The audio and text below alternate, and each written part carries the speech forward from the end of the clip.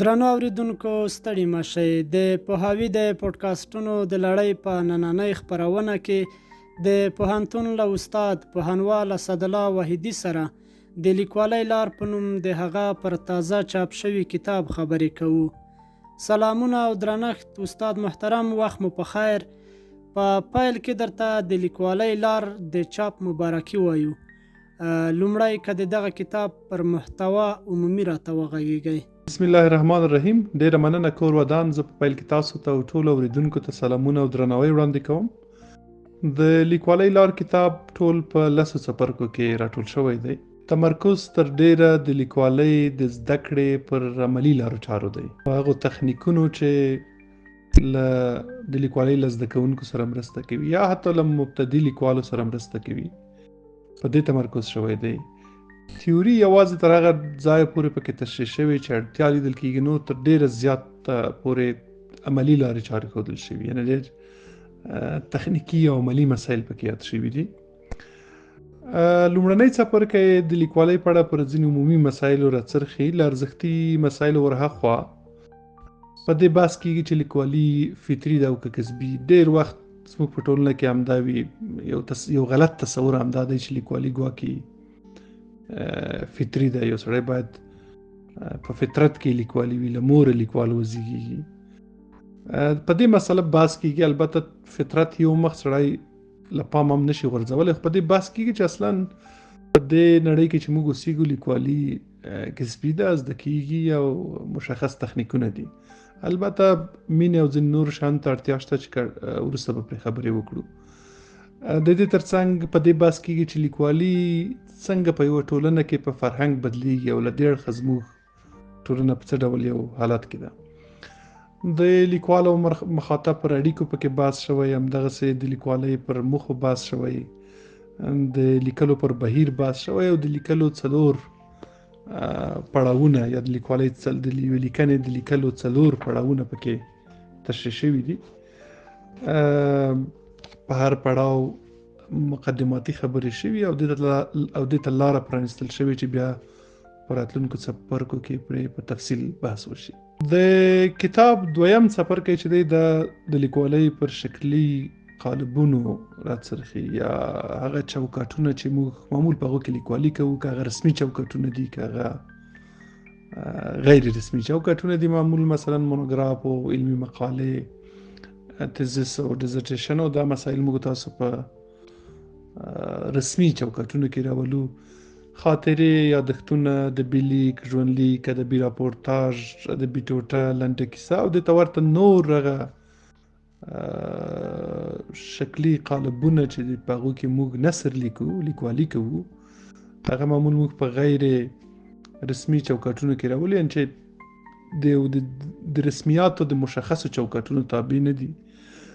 دا هر یو په دې هر یو لاندې بحث شوی، خبرې پې شوي، ځانګړنې بیان شوي او دا ښودل شوي چې که څوک په دغه هر یو چوکاټ کې لیکل کوي کوم مسایلو ته باید پام وکړي. مثلا یادښتونه، په یادښتونو کې کوم مسایل مهم دي، یا په خاطرو کې کوم مسایل مهم دي. چې کله سړی خاطرې لیکي یا یادښت لیکي کومو ټکو ته باید پام وشي. او حتی د پولې هم واضح شوي چې مثلا د یادښتونو او خاطرو ترمنځ څه توپیرونه شته. په دریم څپرکي کې په دې بحث شوی چې د لیکوالۍ د لومړي پړاو سره ارتباط لري. هغه دا چې یا د لیکوالۍ لومړی پړاو دی چې څوک یو لیکنه کوي، لومړی پړاو دی چې موږ ورته تر لیکلو مخکې پړاو وایو. په دې پړاو کې د لیکنې لپاره موضوع څنګه باید پیدا شي، موضوع له کومه کېږي، د موضوع سرچینې کومې دي، یوه موضوع لیکوالۍ ته له کومه راځي، یا د یوې لیکنې لپاره موضوع له کومه پیدا کېږي، او بیا معلومات څنګه راټولېږي، د ترڅنګ دغه معلومات څنګه چاڼ کېږي او څنګه ترتیبېږي. مخکې له دې چې ته قلم راواخلې، عملي لیکنه پیل کړې، د یوې لیکنې عملي لیکل پیل کړې، ته به موضوع پیدا کوې، ته به د موضوع اړوند معلومات پیدا کوې، ته به دا معلومات چاڼ کوې او ته به دا معلومات بیا ترتیبوي چې کوم لومړی راوړي، کوم دویم راوړي او کوم دریم راوړي، همدغسې پرله پسې. په دې بحث کېږي د لیکوالۍ سرچینې پکې واضح شوي چې د لیکوالۍ طبیعي یا هغه سرچینې چې اوږدمهاله او دوامداره دي هغه څه دي. مطالعه له لیکوالۍ سره له موضوع پیدا کولو سره څه اړیکه لري، مشاهده، تجربه څه اړیکه لري، الهام څه اړیکه لري، او د الهام په اړه ناسم پوهاوی چې زموږ په ټولنه کې دی په دې هم پکې بحث شوی دی. د دې نه وروسته مشخص تخنیکونه معرفي شوي چې که تاسو مجبور یې لیکنه ولیکئ، نه تاسو په هغه وخت کې نه تاسو د مطالعې نه کوم موضوع راځي، نه د مشاهدې نه د تجربې نه د الهام نه، بیا مشخص تخنیکونه وړاندې شوي چې د آزاد لیکلو تخنیک دی، د لوی عوام موضوع په جزئیاتو د ویشلو تخنیک دی، مشخص نور تخنیکونه څنګه تاسو یو ځای در یادوي، او د ورته نور مسایل، معلومات څنګه راټولوي، د مغزي طوفان بحث پکې شوی، څنګه په دې اساس اوس موضوعات را پیدا کوي، نور هغه تخنیکونه چې د موضوع له پیدا کولو سره تړاو لري او د موضوع په تړاو د معلوماتو له راټولولو سره تړاو لري، په دې پکې بحث شوی دی. په څلورم څپرکي کې د لیکنې په جوړښت بحث شوی دی. معمولی و لیکنه څه ډول جوړښت لري، د یوې لیکنې سټرکچر یا جوړښت باید څه ډول وي. البته یادونه مې مخکې وکړه چې په دویم څپرکي کې په شکلي قالبونو بحث شوی، خو کتاب تر پایه پورې تمرکز د یوې مقالې یا لیکنې په جوړښت دی. په کیسه تمرکز نه کوي، په یادښتونو او خاطرو تمرکز نه کوي، یوازې د لیکنې په جوړښت تر پایه تمرکز کوي دا کتاب، چې اړتیا ده بیا په هره برخه کې همدغسې جلا جلا کتاب ولیکل شي. په دې کې د لیکنې په سرلیک کې عنوان بحث شوی، د لیکنې اصلا سرلیک عنوان څنګه دی، کومې ځانګړنې باید ولري، د عادي لیکنې عنوان څنګه وي، د تحقیقي لیکنې عنوان څنګه وي، په دې باندې بحث شوی. همدغسې د لیکنې پیل، یو لیکنه څه ډول باید پیل شي، او اصلا د لیکنې د پیل څه دنده ده، په دې بحث شوی. او بیا دا چې د لیکنې پیل چې یو جالب او په زړه پورې پیل وي، چې لوستونکی مجبور کړي لیکنه ولولي او لیکنه تعریف کړي چې د څه په اړه ده، دغسې یو پیل باید څنګه وشي.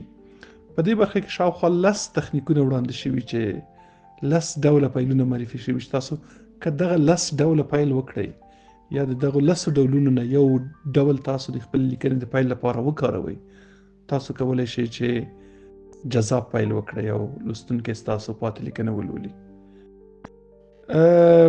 د دې ترڅنګ د لیکنې په تنه باندې بحث شوی چې د لیکنې تنه باید څنګه وي او څه ډول له پیل سره اړیکه ولري، څنګه باید تنظیم شي. وروسته بیا د لیکنې په پای بحث شوی چې لیکنه چې ته پای ته رسوي، د لیکنې که لیکنه د یو پاراګراف وي، د لیکنې وروستۍ جمله باید څنګه وي. که د لیکنه څو پاراګرافه وي، نو دغه د څو پاراګرافه لیکنې وروستی پاراګراف باید څه ځانګړنې ولري، څو ډوله پای لري، دا پکې تشریح شوی.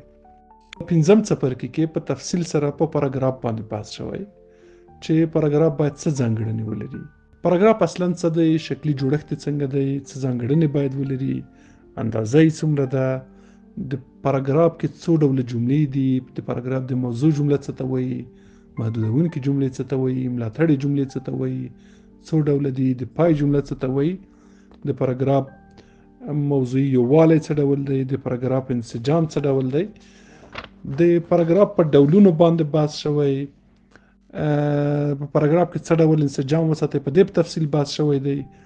د پاراګراف په ډولونو بحث شوی او د هر ډول لپاره عملي مثالونه راغلي دي، د لپاره چې مسله لا زیاته واضح شي. شپږم څپرکي کې په دې بحث شوی چې که تاسو غواړئ لیکل وکړئ، قلم مو راخیستی، موضوع شته، معلومات شته، غواړئ لیکل وکړئ، تاسو لیکل نشئ کوئ. دا د ډیرو لیکوالو تجربه ده، موضوع هم لري، معلومات هم لري، خو کله یې قلم راخیستی وي یا کمپیوټر ته ناست وي، لیکل نشي کولی.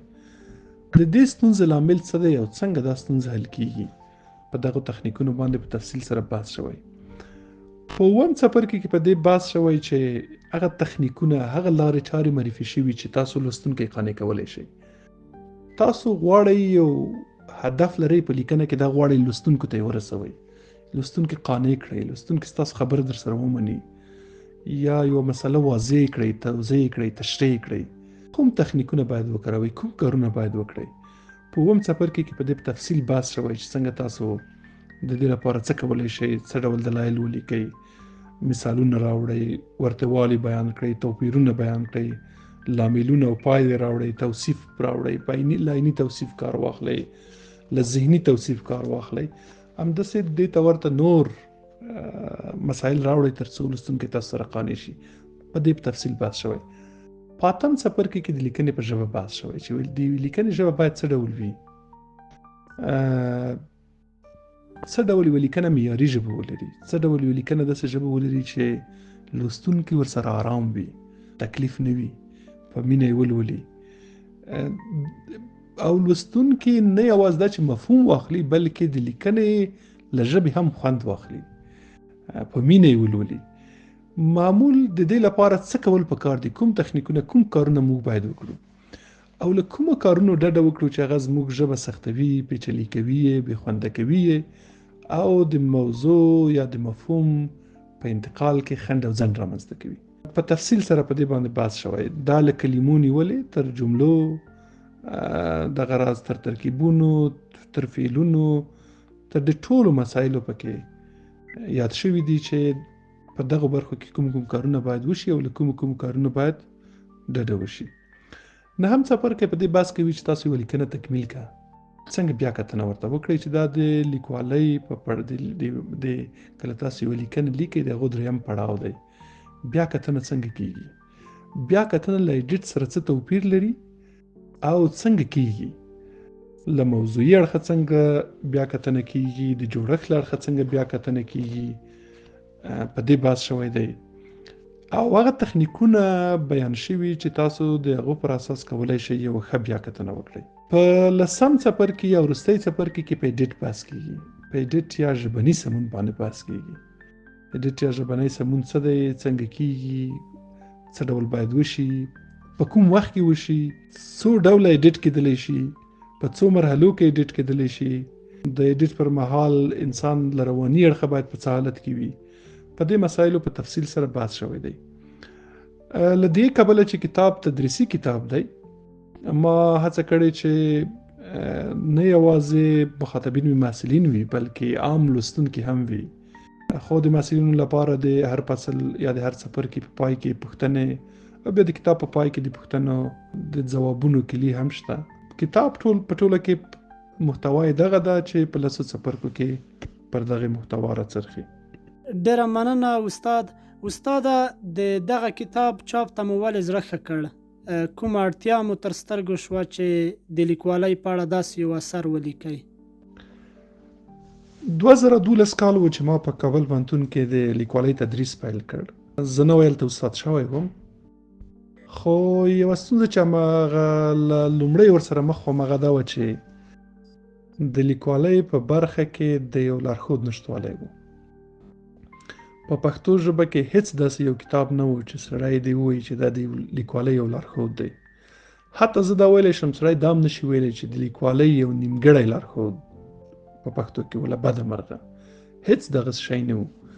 د لیکوالۍ په اړه چې کوم کتابونه د کابل پوهنتون یو استاد د ښوونې روزنې پوهنتون یو دو استادانو د علوم اکاډمۍ یو دو غړو او ځین نورو کسانو لیکلي و، هغه تر ډیره پورې د لیکوالۍ پر تاریخ یا د املا په تاریخ یا د املا په برخه کې په شوو پرېکړو او د ته ورته نورو مسایلو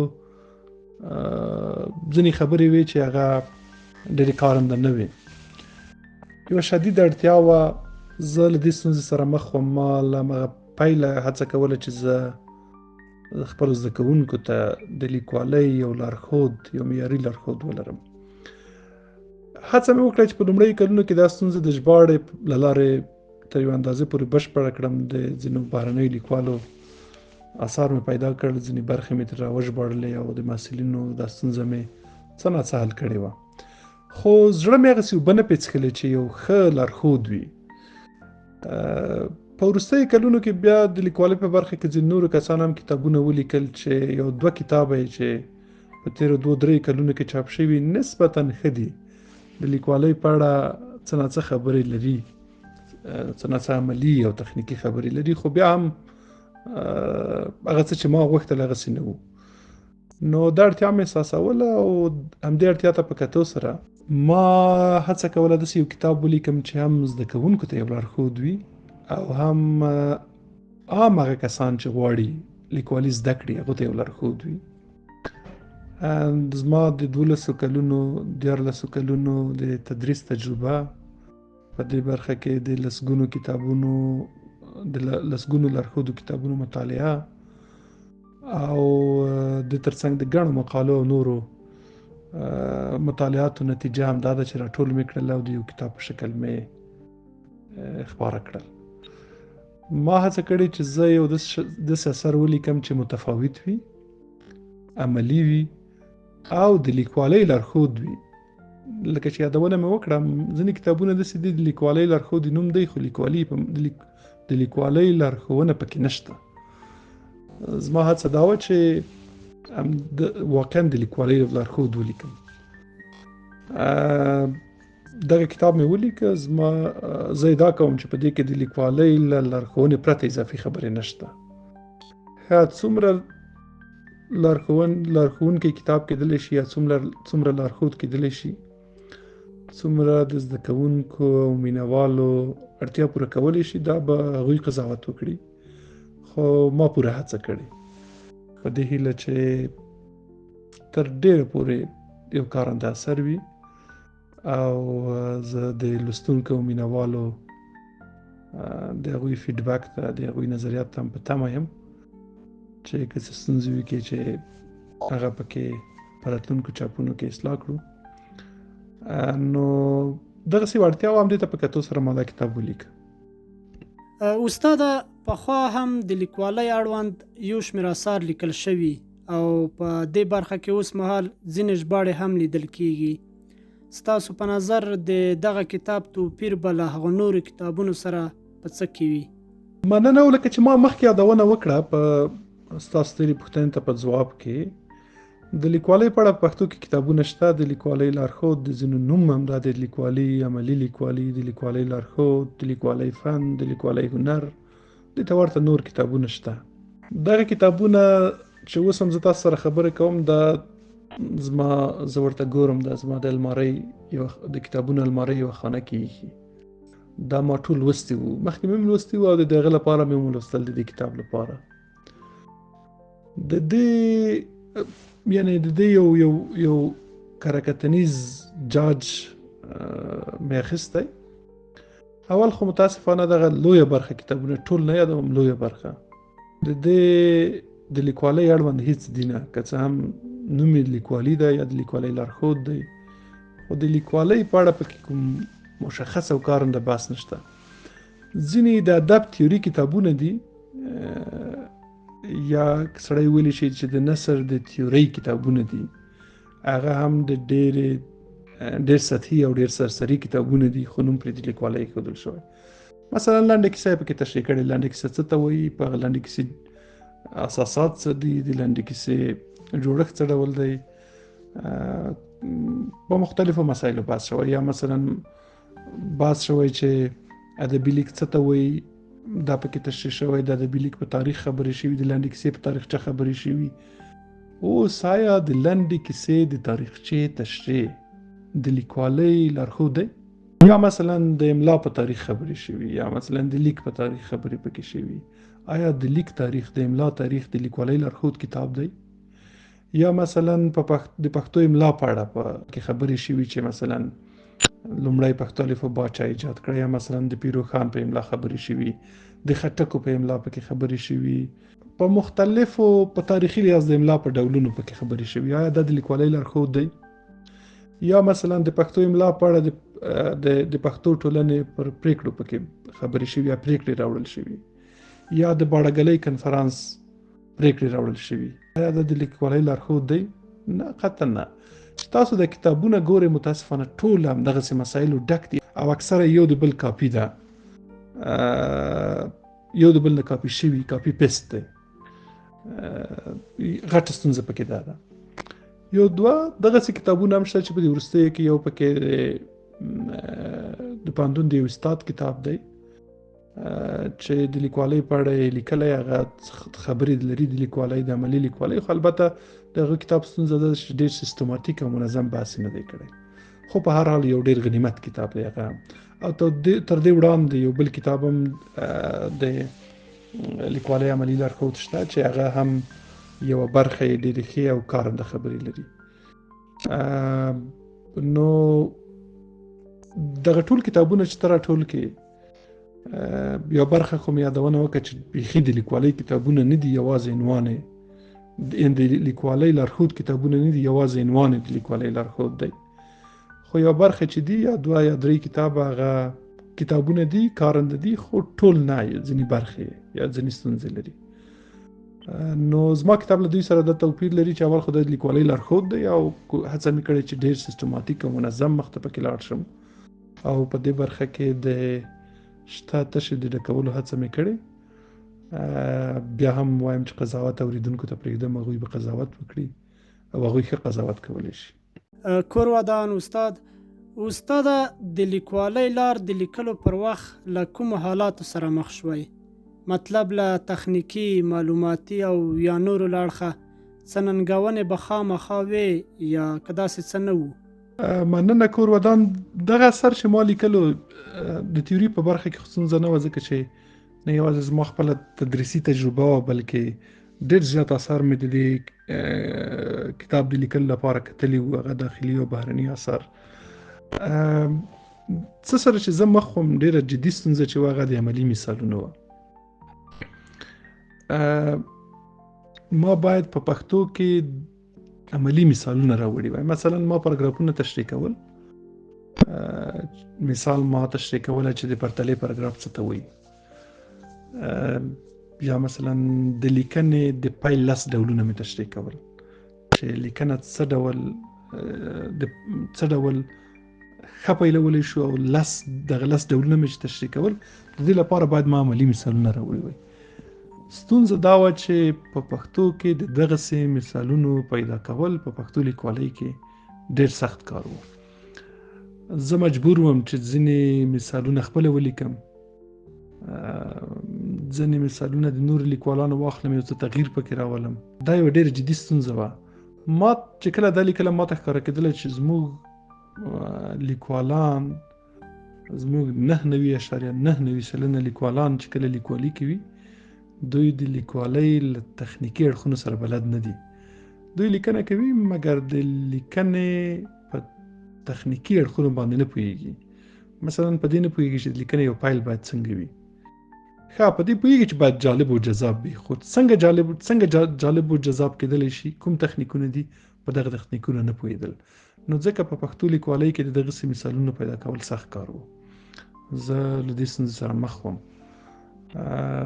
او په دې خفه کېدم هم چې کتل به مې حتی زموږ ډېر مشهور او قوي لیکوالان، ما د هغوی اثارو ته مراجعه کوله چې زه د هغوی د اثارو نه دغسې مثالونه راپورته کړم، راوایخلم. د هغوی په لیکنو کې به هم دا ستونزه وه چې دغه تخنیکي اړخونه به نه وو پکې مراعات شوي. نو ډېره ستونزه چې زه ورسره مخ وم هغه د عملي مثالونو په برخه کې وه چې او زما ډېر زیات وخت همدغه واخیست. خو هڅه مې کړې چې ډېر عملي مثالونه راوړم.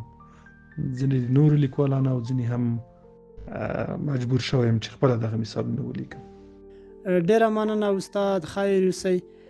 استاده، که دا بحث په دې پوښتنه راټول کړو چې البته د سپارښتنې په توګه هغوی ته څه ویل لرئ چې نوې لیکوالۍ ته مخه کوي؟ مطلب څه باید وکړي، له کومه یې راپیل کړي او د دوام لپاره یې څه کول ورته ضروري بولئ؟ د لیکوالۍ د پیل لپاره 2 شیان ډېر زیات مهم دي. یوازې 2 شیان کفایت کوي. یو دا چې یو سړی د لیکوالۍ سره مینه ولري، دویم دا دی چې اراده ولري چې لیکوال شي. دغه 2 شیان ډېر زیات اساسي او مهم دي. د پیل لپاره ډېر کلیدي رول لوبوي. کله چې یو چا له لیکوالۍ سره مینه درلوده، یو څوک غواړي لیکوال شي، مینه ورسره لري، نو په دویم ګام کې دی د اراده هم لري، وخت ورکوي، غواړي لیکوال شي، اراده لري. دا 2 د تحرک لپاره، د حرکت لپاره، د پیل لپاره کفایت کوي. اوس د دې نه وراخوا دا ځینې مسایل دي چې هغه باید مراعات کړي. اول دا دی چې د لیکوالۍ په اړه ځینې ناسم تصورات زموږ په ټولنه کې، مثلا وایي چې یو سړی چې غواړي لیکوال شي هغه ته الهام کېږي. یعنی که تا ته الهام نه کېږي ته لیکوالي نشي کولی. دا او دې ته ورته ګڼ نور ناسم تصورات دي چې باید اصلاح شي، چې باید د لیکوال له ذهنه ووځي. که دغه تصورات ناسم تصورات د یو چا له ذهنه ووتل، د یو زده کوونکي له ذهنه ووتل، د یو مبتدي لیکوال له ذهنه ووتل، هغه کولی شي لیکوال شي. د الهام یادونه مې وکړه چې دا ډېره دقیقه خبره نه ده، په کتاب کې پرې تفصیلي بحث شوی. ډېر کسانو ته الهام نه کېږي، تخنیکونه عملي تخنیکونه زده کړي لیکوالي کوي، موضوع پیدا کوي. یا مثلا د لیکوالۍ په اړه یو ناسم تصور ده چې لیکوالي د انسان په فطرت کې وي، په وینه کې ګډه وي. د دنیا عملي تجربه دا ثابته کړې چې دا خبره صحیح نه ده، او نه کوم داسې ساینسي لابراتوار شته چې هلته یو ته څوک ورولي معلومه کړي چې د دې په فطرت کې لیکوالي شته او دته نشته.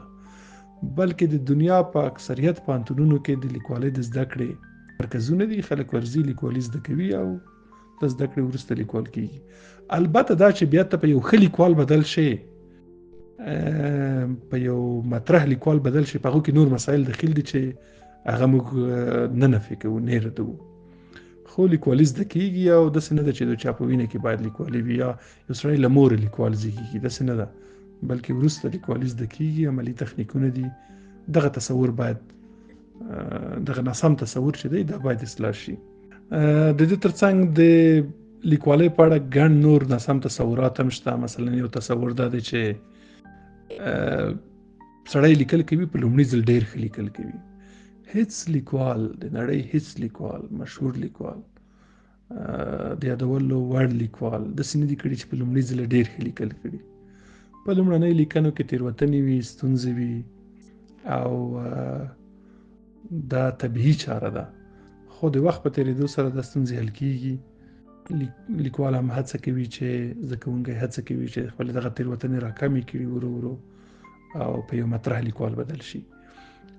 نو لکه چې یادونه مې وکړه، مینه ده، اراده ده، بیا د ځینو ناسمو تصوراتو له ذهنه ایستل دي، بیا د لیکوالۍ د تخنیکونو زده کړه ده، د ښو لیکوالو د لیکنو لوستل دي، او د لیکوالۍ عملي تمرین د وخت ورکوي. بیا به لیکل کوي، هره ورځ به لیکل کوي،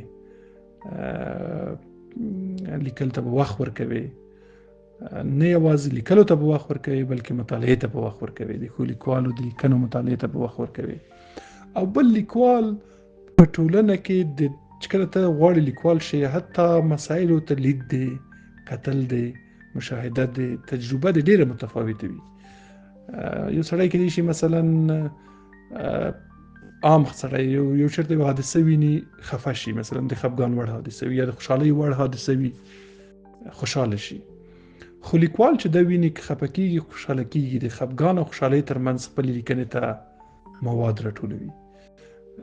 موږ تاسو هره ورځ په ټولنه کې ګرځو، ځینې خبرې اورو، ځینې مسایل وینو، ګورو یې، تجربه کوو یې. موږ خپله تجربه کوو یا په نورو تجربه کېږي، موږ یې مشاهده کوو. د ټول مسایل لیکوال په دقت څاري، په دقت ورته ګوري، د پیښو ترمنځ ارتباط یا د مسایلو ترمنځ ارتباط پیدا کوي، تړاو پیدا کوي، یوې نتیجې ته رسیږي. او یعنی لیکوال په ټولنه کې یو دغسې شخص وي چې مسایلو ته په دقت ګوري، هر څه ته په دقت متوجه وي. همدغسې نور ګامونه دي چې یو څوک ورو ورو اخیستلی شي او دای په یو پیاوړي لیکوال بدلولی شي. دا مسایل په تفصیل سره په دې کتاب کې په بحث شوی. انشاءالله چې اوریدونکو ته کتاب ورسیږي، ویلولي او دغه مسایل عملي کړي. زه باور لرم چې دا کتاب به له لوستونکو سره په لیکوال کېدو کې مرسته وکړي. زه یوازې دا نه وایم چې هغه کسان چې غواړي لیکوال شي، حتی زه دا کوم چې زموږ د ټولنې یوه غټه برخه کسان چې د لیکوالۍ ادعا کوي چې زه لیکوال یم، او واقعا لیکوالان هم دي، یعنی ښه لیکلي کړي د محتوا له اړخه، د مفهوم له اړخه. خو هغه کسان چې له تخنیکي اړخه ستونزې لري په لیکوالۍ کې، دا کتاب له هغوی سره مرسته کوي. یعنی وایم چې دا کتاب له هغو لیکوالو سره هم مرسته کولی شي چې په لیکوالۍ کې له تخنیکي اړخه، له جوړښتي اړخه ستونزې لري. باور لرم چې دا کتاب ورسره مرسته وکړي. او په پای کې یادونه کوم چې زما دا هڅه وه ما دغه څه لرل وړاندې مې کړل، تمه ده چې ګټور پرېوځي. که په دې کتاب کې څه تېروتنې او نیمګړتیاوې وي، له لوستونکو مې هیله ده چې له ما سره یې شریکې کړي.